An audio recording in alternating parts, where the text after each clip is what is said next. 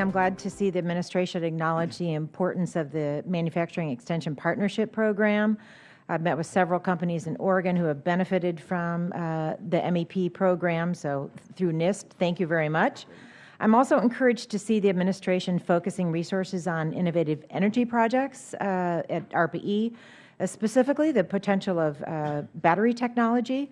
I recently spoke with someone from a utility in Oregon, Portland General Electric, and they recently installed a 5-megawatt lithium-ion battery, a battery-powered energy storage facility. It happens to be on top of the Kettle Brands facility rooftop, so we can think about that whenever we're eating kettle chips. So that's in Salem, Oregon, and it's partially funded by the Department of Energy's Pacific Northwest Smart Grid Demonstration Project. But they've learned an immense amount about how efficient battery technology can help the grid integrate renewable energy resources. So more R&D in battery technology I see as a win-win.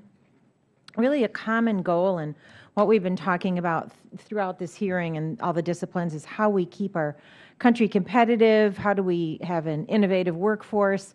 I want to mention the Innovation Corps program within NSF to commercialize university research, which you mentioned in your testimony. I was wondering how that program will be structured, and I encourage you to look at the Oregon ONAMI, Oregon Nanoscience and Microtechnologies Institute. They're doing great work with commercialization of material science and systems technology.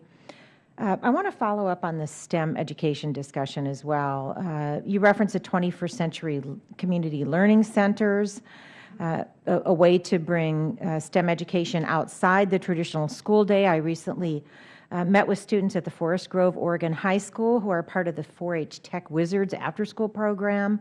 That's a great opportunity for students to engage outside of the school day. And on that note, we've had some great discussion already.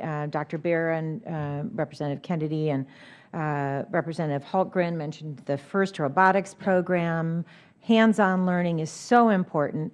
And I wanted to follow up on that. You may recall I'm the co-chair of the bipartisan STEAM caucus, integrating arts and design broadly defined into STEM learning. There's plenty of research to show that educating and exercising the right brain helps to educate creative and innovative students who become innovators and entrepreneurs. And simply put, we want people who can not just answer questions, but also know what questions to ask. So you talked about the updates to the STEM reorganization plan for the fiscal year budget. And on the Hill, we've witnessed a growing consensus about how do we expand STEM education. You mentioned reaching out to underrepresented populations. So can you expand on whether that plan acknowledges the benefit of including alternative approaches to STEM education? Well, first of all, I commend your interest in the STEAM approach and the progress being made with it. I think it is important to remember the relevance of the humanities and the arts as we think about our education portfolio overall. And I think some of the kinds of activities that are in the various programs listed under STEM undoubtedly are including these other dimensions as well. I think many of the outreach and the community-based programs are doing that. So basically, I can only agree with your comments. Well, thank you. The more we learn about the parallels between science and art, and the last time I asked this question, I mentioned a study that was done about the number of Nobel laureates in sciences who also engage in arts and crafts is phenomenal, and they recommend that students studying in the STEM disciplines also have arts and crafts experience. It really is hands-on learning, but again leads to that creativity and innovation that we want in our workforce. And could you follow up a little bit about the Innovation Corps and how that program will be structured through NSF to help commercialize research?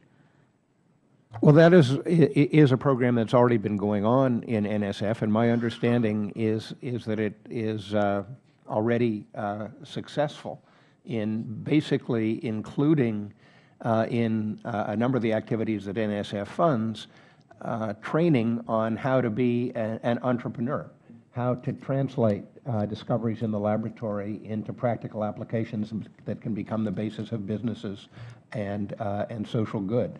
So I think it's a great program. I think it's working, and we should continue to support it. Thank you very much. My time has expired. I yield back. Thanks.